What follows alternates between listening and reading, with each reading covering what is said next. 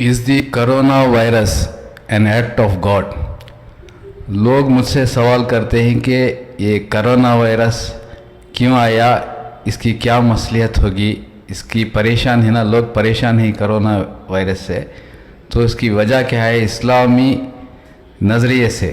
देखिए, इसमें अमेरिका में 10 लाख आदमी मर गया है करोना से और वहाँ 10 लाख आदमी पीड़ित है। तो अमेरिका को बहुत नुकसान हुआ है कोरोना से। वो सुपर पावर है ना, इतना बड़ा सुपर पावर, उसको इतना बड़ा नुकसान हुआ है। चाइना भी सुपर पावर है, वो उसको भी नुकसान हुआ है। वहाँ का लॉकडाउन बहुत सख्त है। वहाँ क्या करता है, बड़ा बड़ा स्टोरी है, उधर झोपड़ी सब नहीं है, बड़ा बड़ा बिल्डिंग होता है, अपार्टमेंट होता है। मिलिट्री आकर क्या करता है, मेन गेट को वेल्डिंग करके चला जाता है, पूरा अपार्टमेंट का वेल्डिंग करके चला जाता है। जो बिल्डिंग में अटक जाता है ना, वो 10 दिन 20 दिन उधर ही पड़ा रहता है। इतना सख्त लॉकडाउन है। 10 दिन 20 दिन के बाद आकर वो वेल्डिंग खोलता है। सख्त लॉकडाउन, फिर भी वहाँ पीड़ित है, बहुत सा आदमी मरता है। तो अमेरिका में परेशान है, उधर एयरलाइंस इंडस्ट्री सब बहुत नुकसान खा गया। टूरिज़्म इंडस्ट्री बहुत नुकसान में है, वर्ल्ड वाइड नुकसान में है। यूरोप में इतना नुकसान हुआ है। तो इसकी वजह क्या है, तो अल्लाह ताला सबको फरावानी दे देता ना, सबको खुशहाल रहेगा तो सब लोग सरकश हो जाएगा। सब लोग के पास पैसा आएगा तो क्या करेगा, दूसरा आदमी को मारेगा, यही काम करते रहेगा, इसको वो मारेगा, उसको ये मारेगा। रीज़न, उसके पास फरावानी है, सब कुछ मिल गया तो क्या करेगा, इंसान सरकश हो जाता है। ये कुरान में या हदीस में कहा गया है, इंसान अल्लाह ताला चाहता तो सबको माल दे देता। माल नहीं देने की मसलियत यह है कि सब के आदमी सरकश होकर मारा मारी में लग जाता। तो इतना अल्लाह ताला वायरस भेज के कंट्रोल करने के बावजूद भी मारता है ना। ये सिविलाइज वर्ल्ड है ना, तभी क्या करता है, रशिया यूक्रेन को मारता है। यूक्रेन में क्या है, बहुत से धात हैं उधर, अच्छा फ्लोरिशिंग कंट्री है, वो तरक्की याफ्ता कंट्री है यूक्रेन। उधर जार के मार के उधर पकड़ता है उधर, क्योंकि उधर नाइकल पूरा धात उधर ही मिलता है। चेरनोबिल भी उधर ही था। तो वो पकड़ उसका उसी कंट्री से अलग हुआ है ना, उसका कंट्रोल में रखना चाहता है। तो क्या कर, पूरी दुनिया का वर्ल्ड पुलिसमैन है ना वो अमेरिका, वो क्या करता है, उसको कंट्रोल, पूरी दुनिया को कंट्रोल में रखना चाहता है। खलीज बोलते हैं ना, गल्फ कंट्रोल्स में कंट्रोल करना चाहता है, कि वो तेल का पेट्रोल डॉलर बोलता है ना, कंट्रोल करना चाहता है। इराक को बिला वजह, इराक मारा सद्दाम हुसैन, वो क्या बोला, वो इसमें व्यापार नहीं करेगा डॉलर में, वो अपने करेंसी में व्यापार करेगा। तो वो ऐसा सोच रहा था, तो उसके पर तहमत लगाकर वेपन्स ऑफ मास डिस्ट्रक्शन रखा है बोल के उसके मार दिया इराक को। यही रीज़न है, वो थोड़ा डमी मॉडल बना के रखा था, वेपन्स ऑफ मास डिस्ट्रक्शन। वो असल में असल नहीं है, वो डमी है, लोगों को डराने के लिए। वो 100-150 रखा था। इसके अमेरिका पास 10,000 है, उसके करीब 10,000 के weapons of mass destruction America रखा है, लेकिन ये इसके पास 100-200 रखा था। इसको ये बहाने इसको मार दिया इराक को। इसी तरह लीबिया को कर्नल गद्दाफी, वो भी इसी तरह कहता था पेट्रोल डॉलर में बिजनेस नहीं करेगा, तो उसको कुछ बहाने उसको भी मार दिया। तो वर्ल्ड पुलिसमैन क्या करता है, चुप नहीं रहता है, वो सबको गल्फ को मार के कंट्रोल में लेना चाहता है। इसको डरा के रखा है यूएसए, सऊदी को, क्योंकि सऊदी पूरा टेक्नोलॉजी उधर लेता है ना, उससे कारोबार करना चाहिए, वेपन्स लेना चाहिए, मिलिट्री असलहा लेना चाहिए। नहीं लेगा तो सऊदी को मारेगा।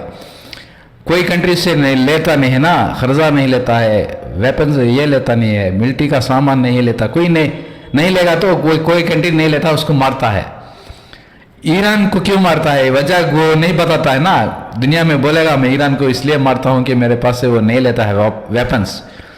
Iran is the only country in the world, वो कभी भी अमेरिका से वेपन्स नहीं लेता है, सूद का कारोबार नहीं करता है। कोई पूरी दुनिया में वही ओनली कंट्री वो सूद का कारोबार नहीं करता है, वेपन्स अमेरिका से नहीं लेता है। उसको बहुत गुस्सा आता है, मेरे पास कुछ नहीं लेता, तो मार देता है कोई ना कोई बहाने। उधर ट्रम्प क्या गया था, वो ईरान का जनरल था ना, उसको ड्रोन के जरिए से उसको मार दिया, ट्रम्प ने मारा था।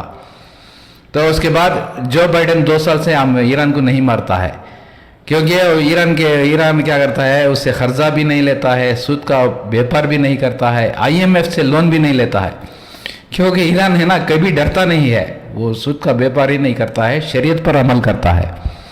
तो वर्ल्ड पुलिसमैन क्या करता है, गल्फ को डरा के रखा है ना वो, लेकिन उसकी हालत क्या है आजकल, उधर 10 लाख आदमी मारा गया है अमेरिका में, 50 लाख पीड़ित है, वर्ल्ड में 50 करोड़ आदमी पीड़ित है।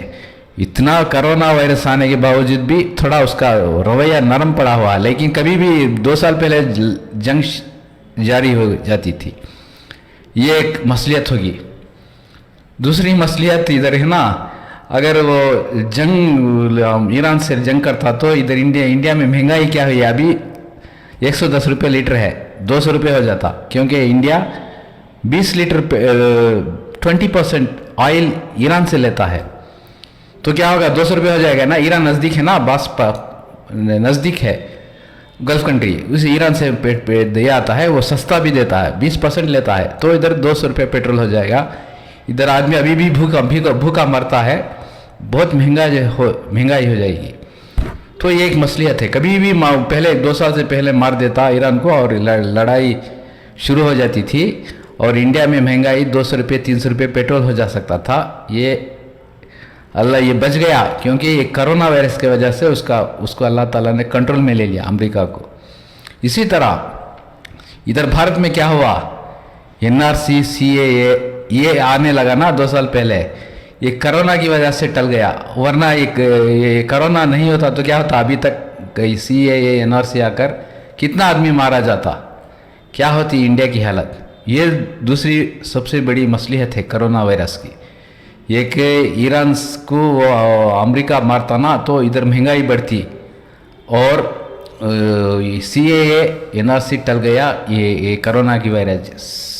वयालमु मुस्तक़र्रहा व मुस्तौदाहा, सबके ठिकानों को भी वो जानता है। बाज़ लोग कहते हैं कि फिर भूखे भी तो लोग मरते हैं, अगर सबका रिस्क अल्लाह के ज़िम्मे है तो फिर भूखे लोग, कुछ जानवर भी भूखे मर जाते हैं। कुरान मजीद में जहाँ भी इस तरह के कलाम है ना कि अल्लाह रिस्क देता है या अल्लाह के ज़िम्मे है या ये करोगे तो रिस्क मिलेगा, तो वो तमाम बातें अल्लाह की मशीयत के साथ मुताल्लिक़ हैं। मशीयत का मतलब ये है कि जब अल्लाह चाहता है। बाज़ दफ़ा अल्लाह की मसलहत होती है तो वो रिस्क पहुंचा सकता है, मगर किसी मसलहत से पहुंचाता नहीं, आजमाइश में डाल देता है। तो इन आयतों का मतलब ये है कि अल्लाह के निज़ाम में ख़राबी नहीं है या अल्लाह की ज़ात में ख़राबी नहीं है। बाज़ दफ़ा जानबूझकर अल्लाह किसी को आजमाइश में डाल के भूख से मार, जैसे अल्लाह किसी को एक्सीडेंट में मार देता है, अल्लाह किसी को बुखार से मार देता है, किसी को वबा से मार देता है, तो अल्लाह किसी को भूख से भी मार देता है। इसका मतलब है कि अल्लाह का निज़ाम ख़राब नहीं है, तो ये ऑटोमेटिकली नहीं हो रहा सब कुछ जो कुछ हो रहा है।